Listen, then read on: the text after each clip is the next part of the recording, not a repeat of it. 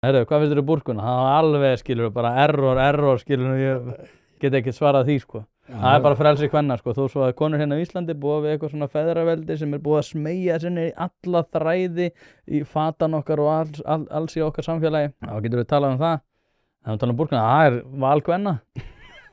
Já, ég man að það sagði einhver staðar, Þorsteinsvinur minn, að þessi feminismi væri nú ekki, þetta var ekki einhver pólitísk hugmyndafræði, þetta var í vísindalegu sannleikur. Og þá hugsaði mér, vá, ég er komin aftur í þetta. Var ég ekki búinn með þetta? Marxi sem var ekkit einhver hugmyndafræðileg, þetta var bara vísindalega sannleikur.